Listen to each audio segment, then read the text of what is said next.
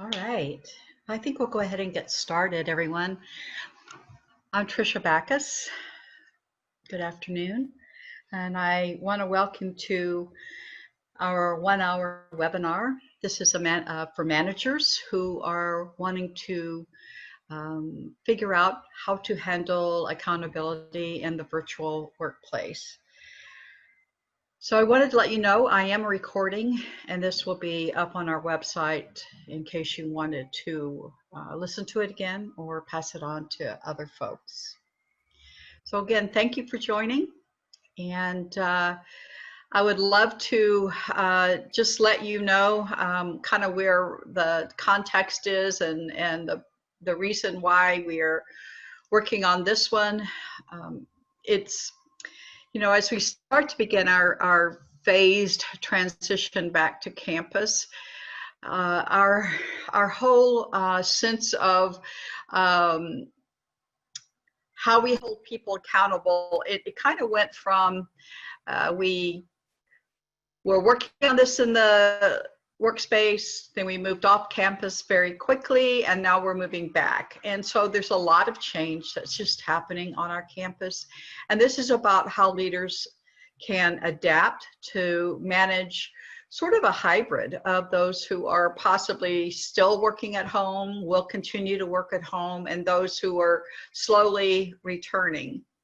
So this is about how we align employees to standards, workplace expectations for how we get what we need to get, how we complete our goals, achieve results, and how we have high performance, which is so important to achieve the mission of the University of Florida. So I wanted to just share a few things with you. And I am going to be off camera because I am recording this, and it just makes it a lot easier, cleaner, I think, for the recording. However, I will check in from time to time, and I will be looking at the chat box just to see if there's anything coming up. But if there's anything urgent that crops up, please take yourself off mute and let me know right away. Okay, let's take a poll. I don't know about you, I'm a little obsessed by polls, but let's take a quick poll to see how this is resonating with all of you out there. So let me get to my poll.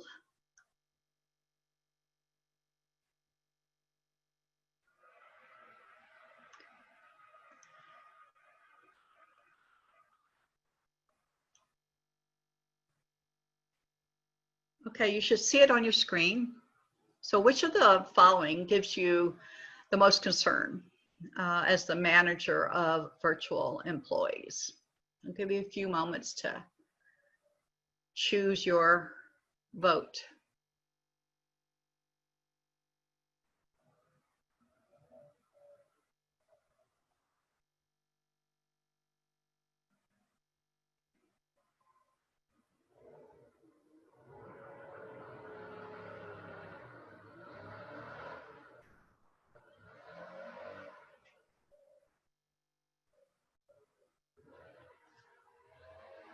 All right, I'm going to stop the polling. And I think what you see here is a close tie between the lack of employee engagement, which I can totally understand. It is something that you have to pay extra special attention to. And then the next one is 24% is low coordination and collaboration among team members. And then employees not working productively. And there are a couple of you who indicate other, and also employee missing critical deadlines. So I'll share it with you very quickly, and you can just take a look there. So this is great information because I want to build from this. And if you have specific questions about how you voted, please, again, share it in chat or open your mic up and just ask me. So I want to talk a little bit about some terms that I will use freely throughout this webinar. The first is leadership. We talk about this all the time. But in the context of this webinar, I wanted to just tell you what I mean by it. And leaders are those who can influence, motivate, and help others to contribute, to engage, and doing so for the purpose of having your work unit, your department, your organization be more successful. Virtual teams. These are folks who are geographically dispersed. In other words, they're not co-located in an office, and very often they use IT, information technology, to stay connected, but they still have a common purpose and goal. So even though they're not in the same space together, they still have this shared purpose of why they are working together collaboratively, and also around community goals. Productivity, it's that extent to which team members meet or exceed the leader's expectations and standards. And we'll talk a little bit more about how to make that happen. And then what do we mean by team culture? Team culture is just this environment where people acquire, they learn about, sometimes they set and help co-create and maintain behavioral patterns. This is how we communicate with each other, how we interact, how we do our jobs. It's not just what we do, but how we do it. So those are 4 terms that we'll be using throughout the webinar. We know there are some challenges of remote work, you know, this whole lack of face-to-face supervision. And I'm sure that's what gave some of you pause when you were answering the poll. How do I know they're being productive? How do I know that they're going to meet the deadlines? This lack of access to information. I was teaching a class this morning, and this sudden move off campus to working in a virtual environment meant that you had to pivot from where you normally got your information. Maybe it was in a, a central area where you had a filing system. Maybe it was on a shared drive. Maybe it was often stand-up meetings or getting together where information is shared in a pretty transparent and fluid way. We lost that. We had to figure out different ways to access information. And then this social isolation, it's a thing, it's real. People do experience it. And then for whatever reason, whatever your own home environment, you're going to have distractions there, whether it's children, animals. I was just talking to someone here a few minutes ago. Landscapers are outside here, which it's almost like they know when I'm on a webinar, and then they start blowing right outside my window here. So there are distractions at home, and those are just things that we have to contend with.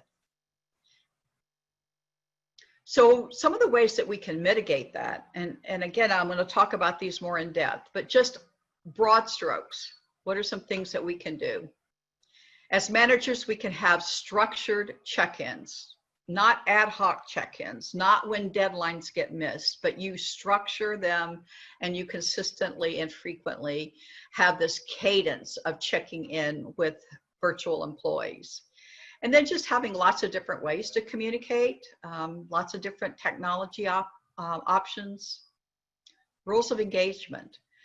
This is really about the behavioral patterns, the behavioral norms that we're going to use. Do you expect everybody to show up on a virtual Zoom meeting? Or do you expect folks to be on camera when they're on a Zoom meeting? So all of these things are things that have to be explicitly communicated so that people understand. And then providing opportunities for remote social interactions. Our team is going to be doing bingo, I think it's this week, just to really and truly proactively, intentionally, mindfully create opportunities where we can come together for some fun. And then just offering encouragement and emotional support. Everybody experiences change in a very different way. And you're not going to be able to have some solution that's going to fit everyone. So paying attention to that and having compassion and empathy. So we did quickly pivot to this virtual environment. We did not have the luxury, at least from my knowledge and from what I heard from other campus leaders, is that we didn't have this luxury of super careful planning. And now we have to get innovative within this virtual workplace, as well as trying to figure out how do we return safely to campus. Accountability, this term, accountability, is just, it's vital to getting results. There's no other reason, you know, that we're together with our teams other than to reach our goals, get results, whether we're co-located or in a virtual area. So folks who do work from home, we have to help them stay productive, stay optimistic, and to deliver on expectations, on priorities, and on deadlines. So no pressure for managers, right? But it can be done. And we're going to talk about some areas that are going to help you manage folks in a remote setting. I do believe that accountability can be developed, fostered, and sustained. I don't know about you, but when I became a manager, I only had the role models, the people who had been my bosses. And they were the folks that I was, you know, taking my cues from. Some good, some bad. And yet none of it seemed to really focus on accountability. So that's sort of where I got started delving into this whole topic, because I really, my whole team, I had a very large team. They were scattered across the country. And the only time I really met with them was via phone or a webinar, or when we got together quarterly at our headquarters in Philadelphia. So this idea of accountability, I felt like I was bootstrapping it. I was trying to figure it out. Well, I didn't fully understand it myself, but along the way I did a lot of reading, and I do feel like if I can do it, most people can do it. So we can develop it, and we can foster it. Some people think of accountability in negative terms, and especially right now, if you pay any attention to the news, this term accountability is thrown around quite a bit, and not in a good way. I mean, not in a positive way, maybe in a good way, but not necessarily in a positive way, because it almost feels like we try to catch employees doing something wrong. And that's not what accountability really means. It's not how constructive accountability and a system and a culture of accountability should be operating. Some people see it as ratting out our coworkers, you know, or laying down these very, very rigid rules with a very punitive approach, all of which is basically a reactive culture. We aren't working proactively. We aren't actually setting up things ahead of time before a mistake is made, before a deadline is missed, before conflict erupts. We don't talk about those things generally as leaders. And therefore we're sort of cleaning up. And I think that's why accountability then becomes a bit of this reaction to something that kind of went wrong. And what I want to talk about today is a way to get in a more proactive mindset about this. To me, accountability is such a good thing, especially, it's almost like if I had known this as a manager, I would have had breathed a sigh of relief. Because if I had looked at it this way, that it's really just about setting and holding people to expectations. If I had been, you know, just articulating my expectations, if I had been voicing them all along, it would have made my life easier and the people that I led easier. Having a shared purpose, shared values, individual goals, team goals, all of these are part of creating a culture of accountability. This is the infrastructure that gets built in to our culture, so that we're not having to sweep things up after they occur. We've already thought through quite a number of these things. If people know what is expected of them, then the conversation is the gap between what was expected and what was delivered. We're not having to come back and say, well, I did expect you to do X, and they're like, I never knew you expected that. So in many ways, it is really looking to putting these systems and structures in place so that we can draw upon them. We also have to consider this balance of, giving employees autonomy within their roles. So being very crystal clear about what their job description is, but also what their role on the team is, how you expect them to behave, the kind of attitudes that you hope for on the team. All of these things are important, but you also have to give folks, some room to get to the result their way. As long as they're getting to the result, they really do have to feel empowered to do their jobs. And if they take ownership, that's the best way for them to feel empowered.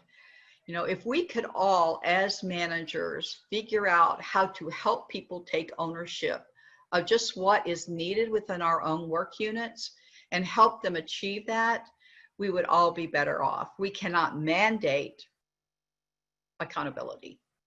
I mean, you could, but it's like anything else. I mean, even as we are dealing with coming back to work safely, the idea of mask wearing, it feels like people don't have a choice.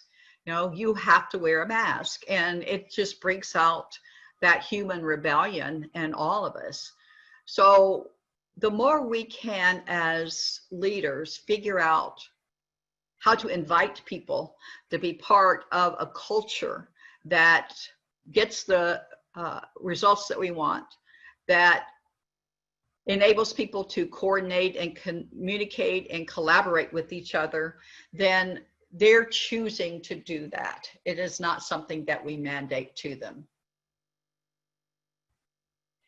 So there are 4 things that I have found in my reading and in my experience. There are a lot of other things out there, and I do encourage you to read as much as you can about accountability.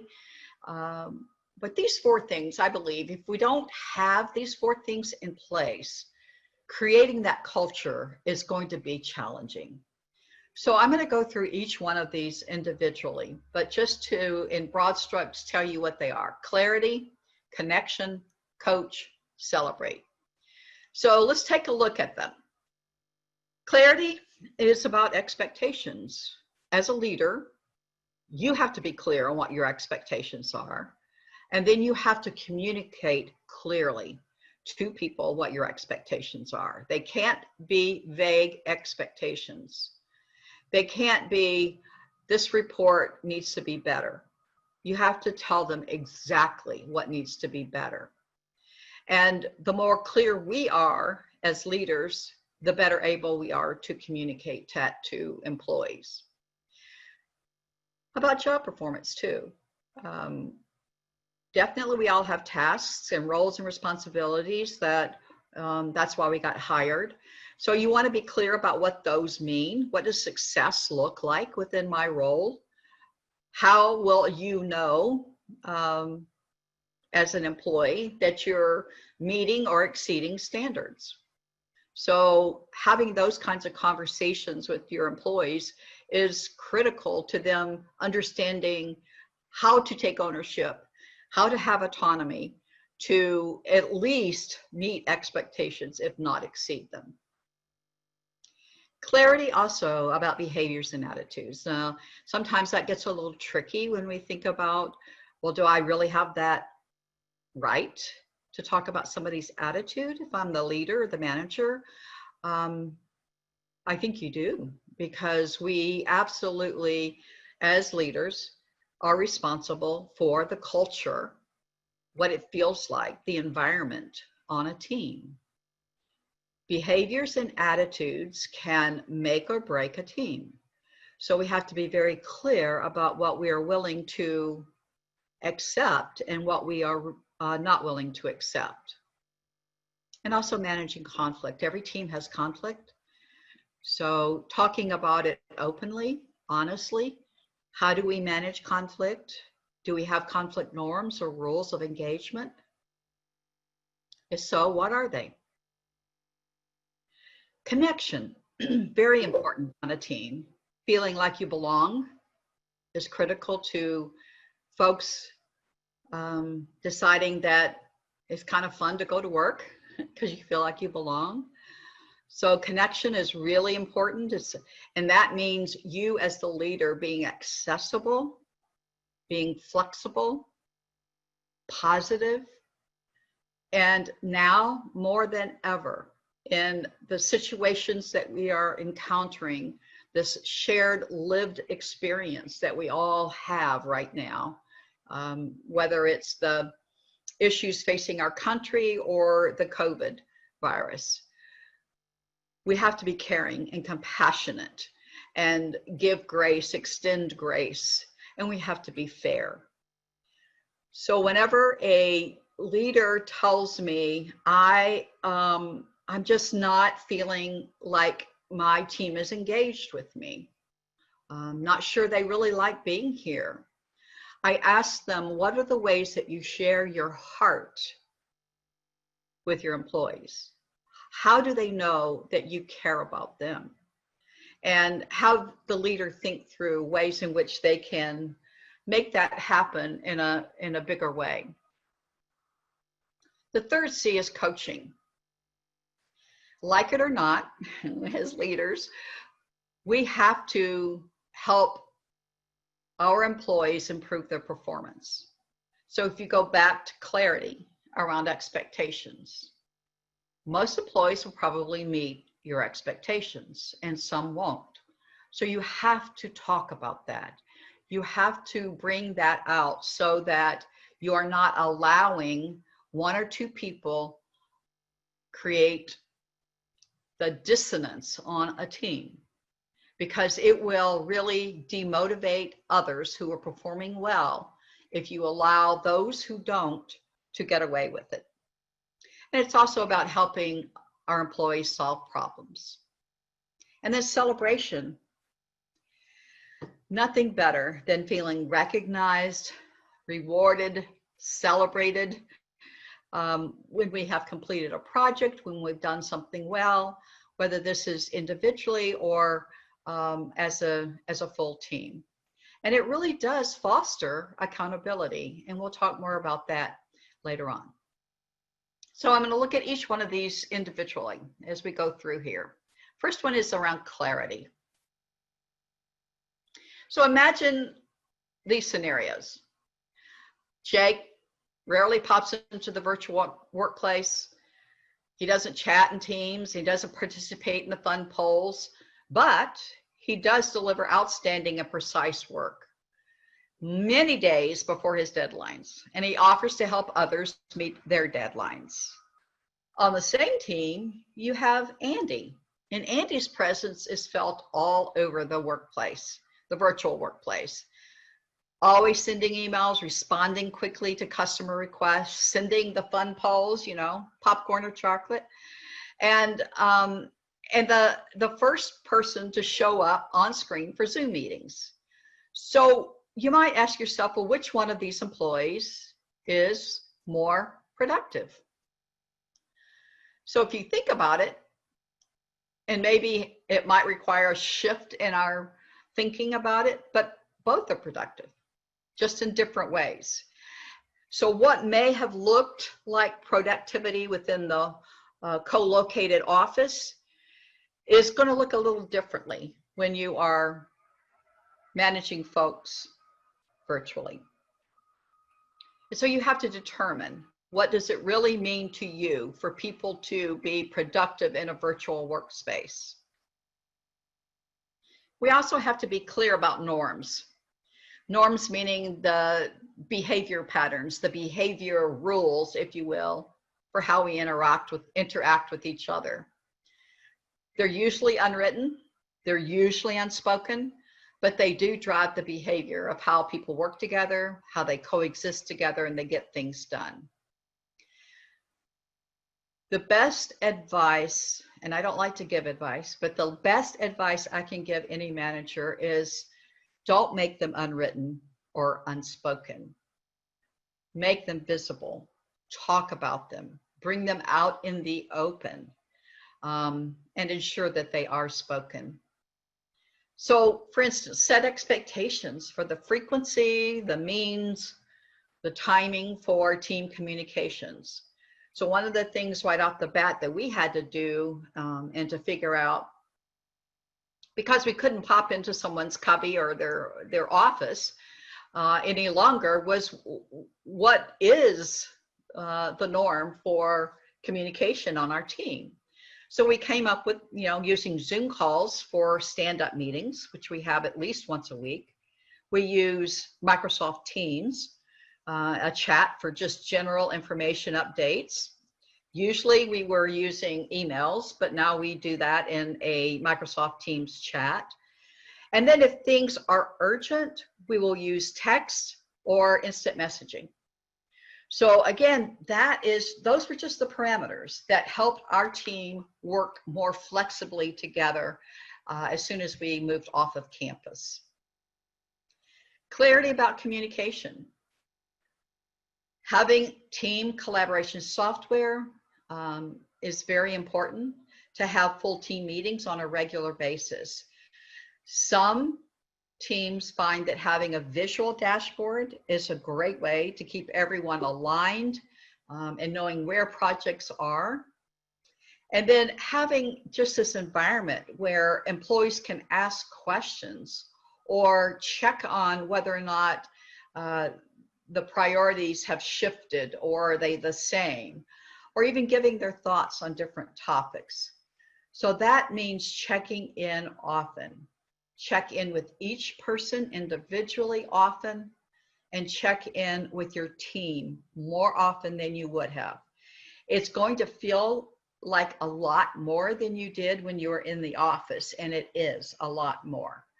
But it is one of those things that keeps people glued together.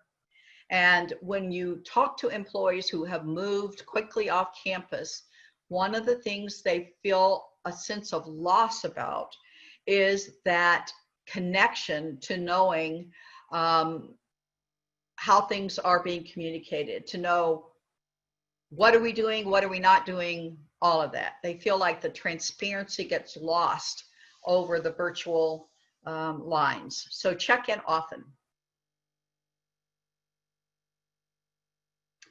Having metrics, you may need to have different ways of measuring success, just like this scenario of Jake and Andy. They're both producing metrics. They're both giving you data.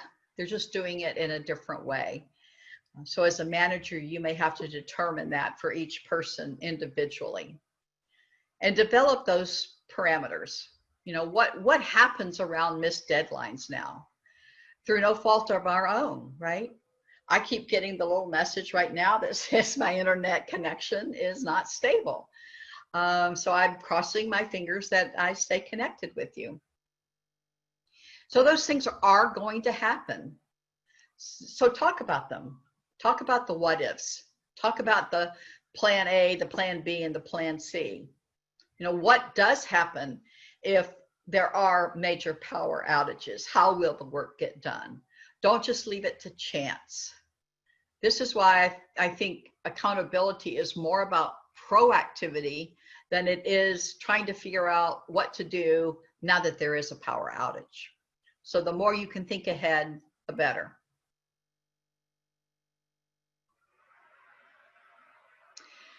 So let me just pause there, see if one or two of you may have a question or a comment about clarity.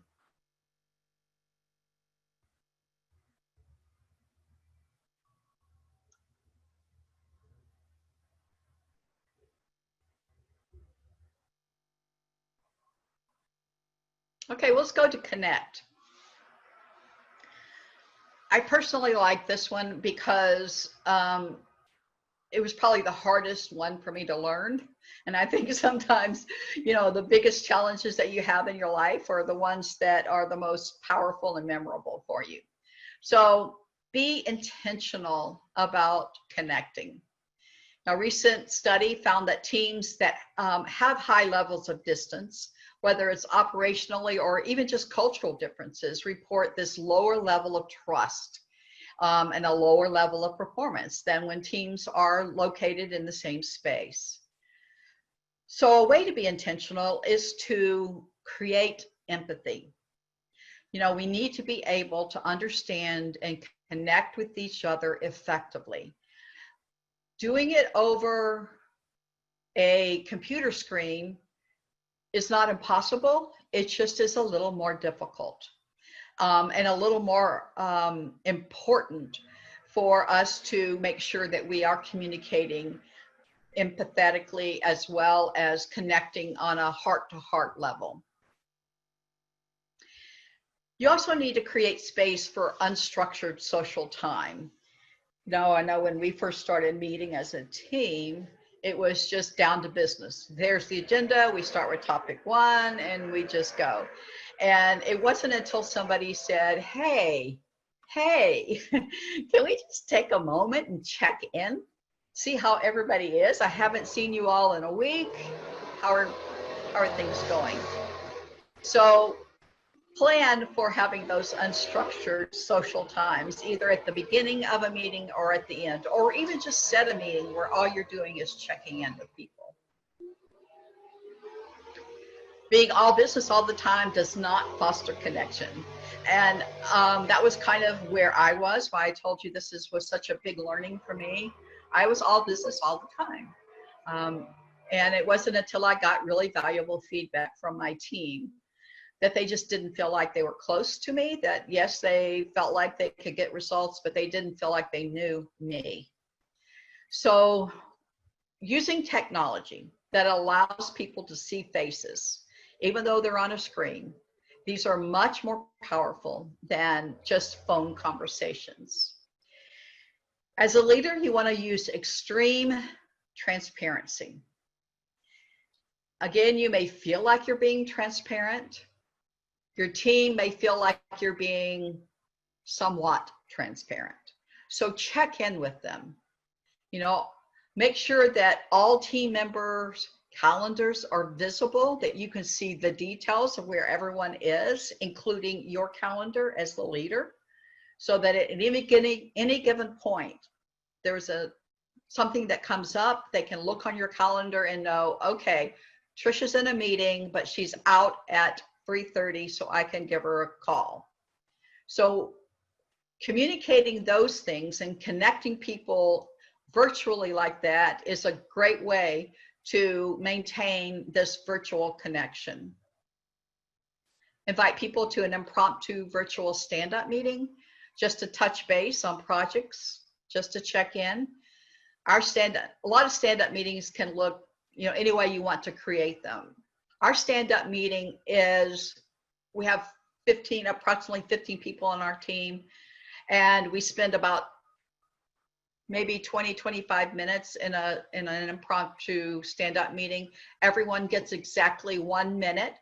What did you do last week that you were proud of, or you felt you were successful, and what is up this week that you may need some help with? We time people, so when your minute is up, your minute is up. And so we literally go around and do that, but it's another easy way to stay connected.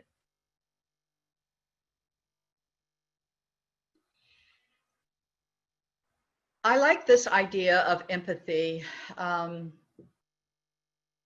because it does create moments of connection. When you think about the fact, I think there's that, if you're on social media, something about you never know what someone is going through. And especially right now. We have some real major upheaval in our world, and that impacts people on so many different levels. We have extended members who don't live near us, who may be impacted by some of these things. So there's a lot of stress going on in everyone's lives.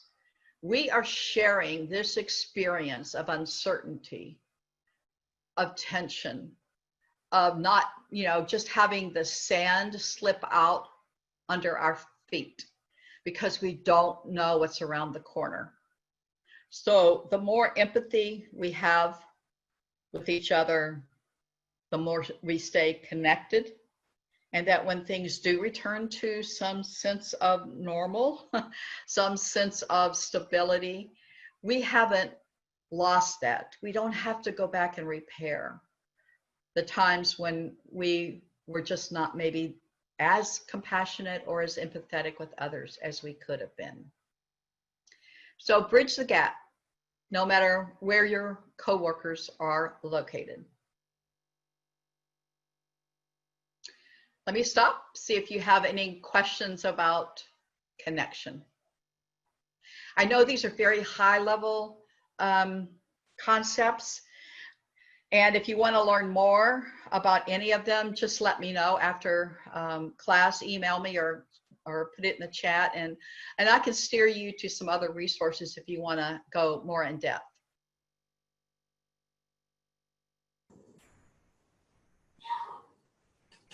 So Tricia, can you hear me? Okay. Coaching. This is about being resolute, being compassionate, especially in two areas. There are a lot of ways in which we can be coaching our employees. But virtually, I want to focus on improving performance and solving problems, because those are the two big areas that seem to surface and surface quite quickly when we moved off campus. So I want to talk about those two areas and how we can be a better coach to our employees. Improving performance is an inevitable part of a leader's role, even virtually. It is that whole idea of giving constructive feedback. Improving performance is about this statement here. And I'm just going to leave that there for a moment and let you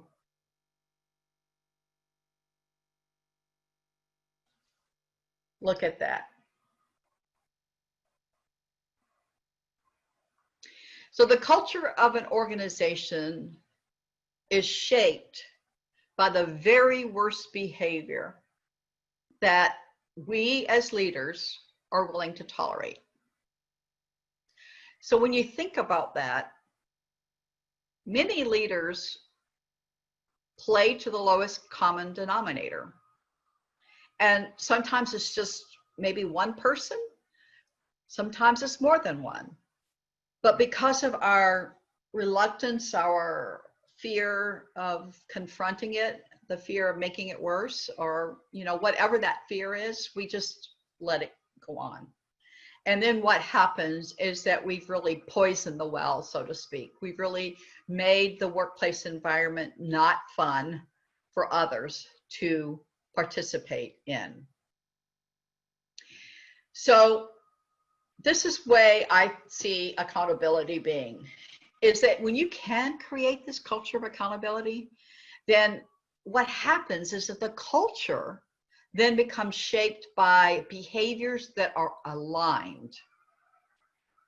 And they're aligned, and the leader supports them and rewards them. Not just necessarily monetarily, but making sure that when folks on your team are meeting or exceeding expectation, that you let them know that. There's nothing more rewarding to most employees than to have the manager, quote unquote, catch them doing something amazing and talking about it. We all want to feel significant, and we all want to feel like we're contributing to the team. So reinforce, reward the accountable behaviors that you really want to see on the team.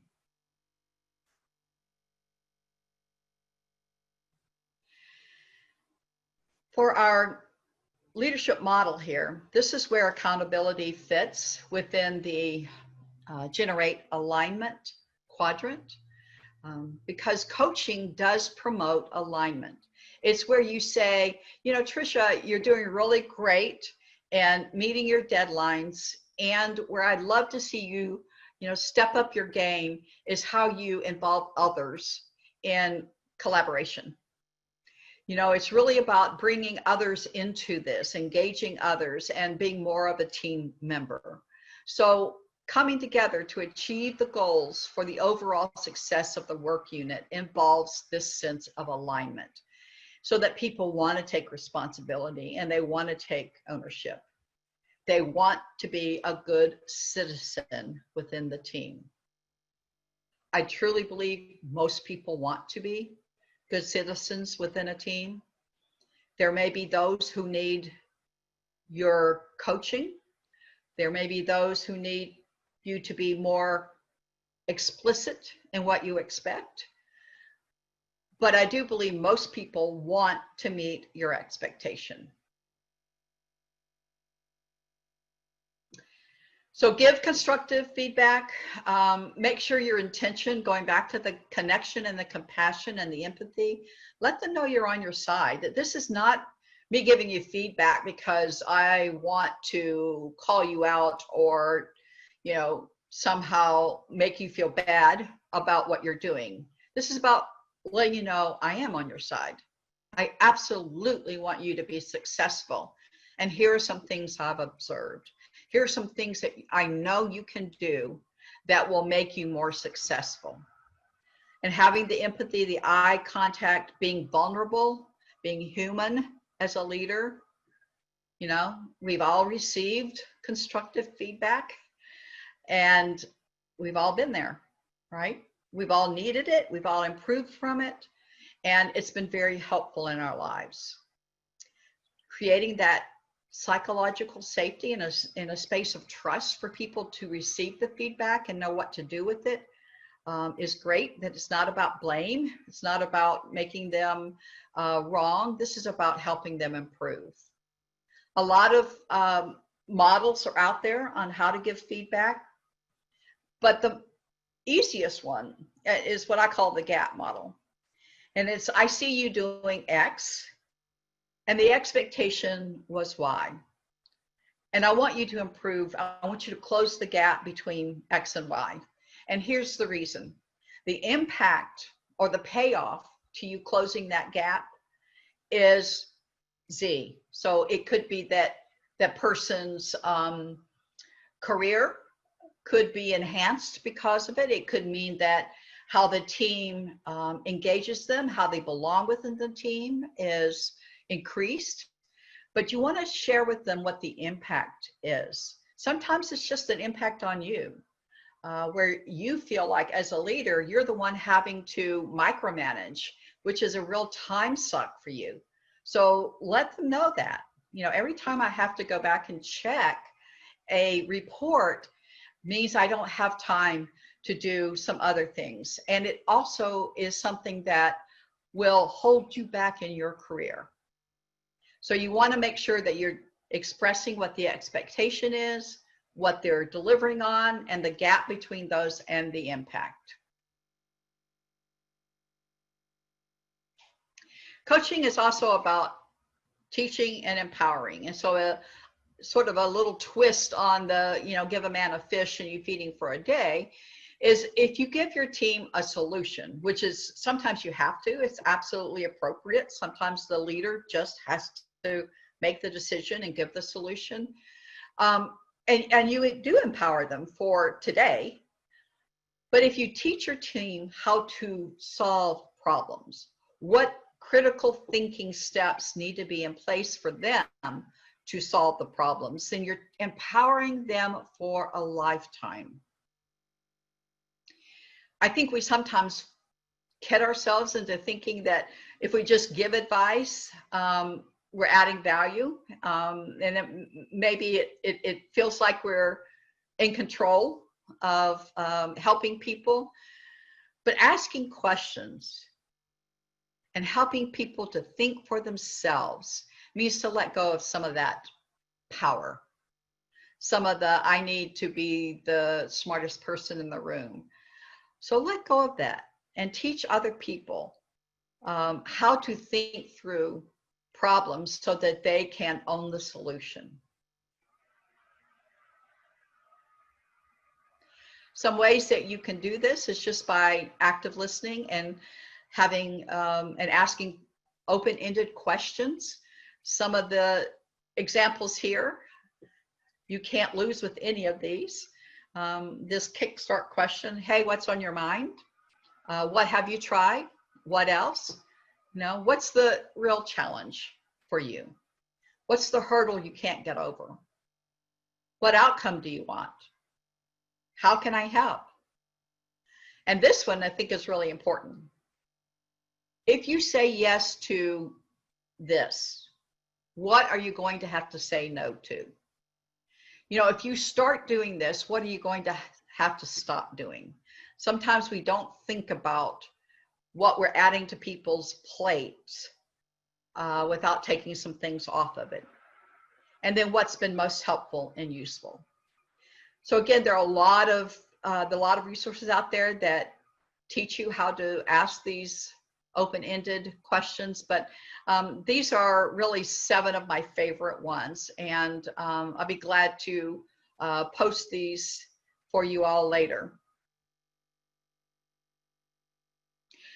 So before I go to celebrate, I know Louisa had a question, and I want to give you a chance, Louisa, to turn your mic on and ask the question.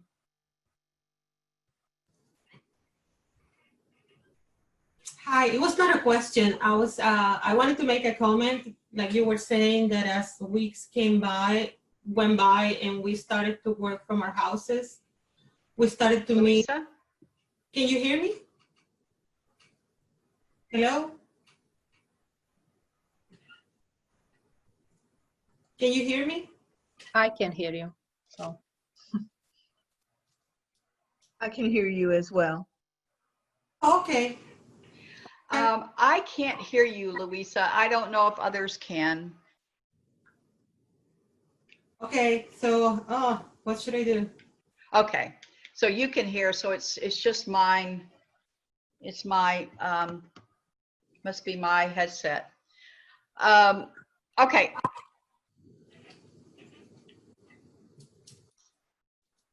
Why don't you type it in the chat, Louisa? And I'm sorry for this. I put my headset on to tune out the lawnmower, and I don't think it's working.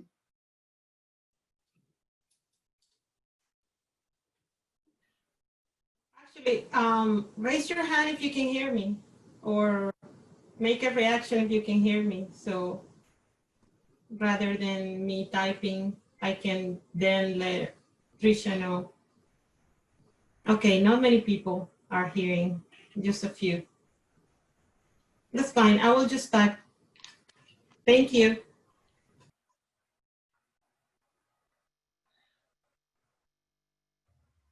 Okay, can you all hear me? I'm trying to troubleshoot my, okay, good. All right, so so Louisa, try it again because I took the headset off.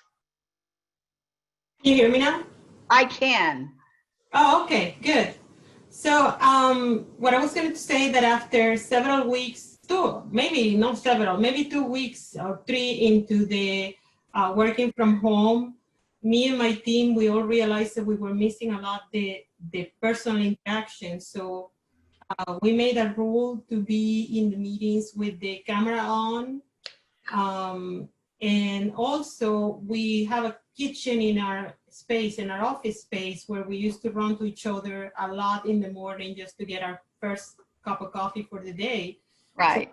So to have a standing meeting at 9 o'clock where we know there is a Zoom that is recurrent. Anybody can pop up or not, just to say good morning, just to say any comments. It's not a very long meeting, or it's not a meeting, it's just a check-in and see how's everybody doing. And it worked so well that now we're having those few minutes at 9 in the morning and at the end of the day, just to kind of wrap up and see if anybody had anything special to say or had any problems or need any assistance.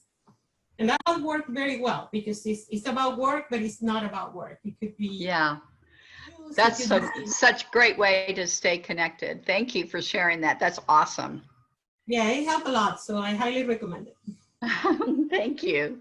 All right, I see Jenny, you have your hand up. Do you want to unmute?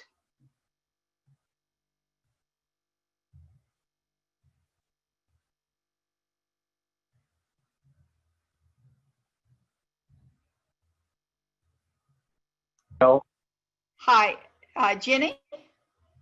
I don't have a question. I'm She asked for us to raise our hands if we could hear, so I was just acknowledging that I could hear her. I'm all good.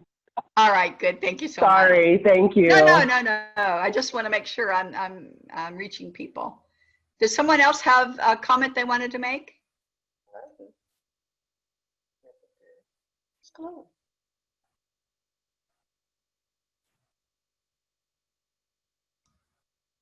Okay, well, let's move to celebration.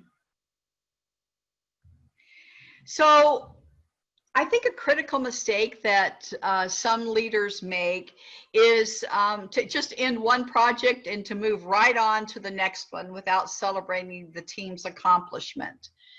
And here's kind of a timeline that, and why I think celebration is so important, such an important piece of the culture of accountability, because celebration leads to empowerment. The mere fact that we're being acknowledged for our wins and our successes, or even just the fact that we've moved down a timeline is just a great way to feel good about the work we're doing. And we know that empowerment is going to lead to increased ownership and accountability. And then this increased accountability leads to a higher level of team success. So this is really our calculus to go from why does celebration create this or foster this culture of accountability. I think it is just an integral part of being a leader and helping people feel like they are significant and important on your team. We know employees who like being part of a team, who feel recognized and rewarded, who enjoy their coworkers, they're more likely to choose to be accountable. Employees need to know how their work matters. And when you celebrate and when you acknowledge, you tell people how their work matters. Not just good job, but why a good job and why it made the success of the team better, why it contributed to the end result of where the team is. And studies over the last couple of decades revealed that when workplaces make fun a factor, you know, that's the F word really. When they make fun a factor, it creates happier, more engaged employees, increasing the productivity, increasing task performance, not to mention improved teamwork. So very, very important. So we covered today the 4 C's: clarity, connection, coach, and celebrate. 4 areas that if you start working on these areas, or at least pay attention to these areas, you are going to start to create the bumpers and the structure for this culture of accountability within your virtual work environment. So I want to thank you for attending this webinar. Want you to continue to keep checking our Keep Growing website. We have a lot of resources that we add almost on a daily basis. So feel free to learn more about what's up there.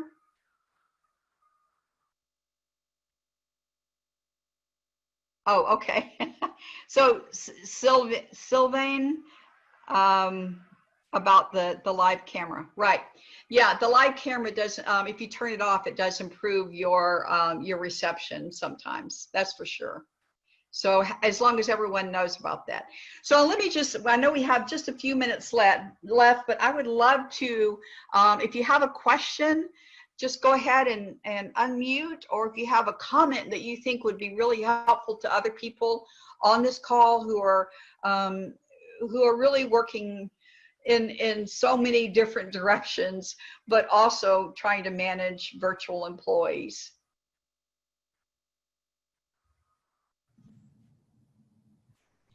Hi, Trish. Were you going to share these slides on some of this information was really good and really helpful? Or is there a resource for us to grab some of these slides, some of the information? Yes, after this call, I am going to send them to all of you because I have your email addresses, so I'm going to send it directly to you. Thank you so much. You're Great welcome. job. Yeah.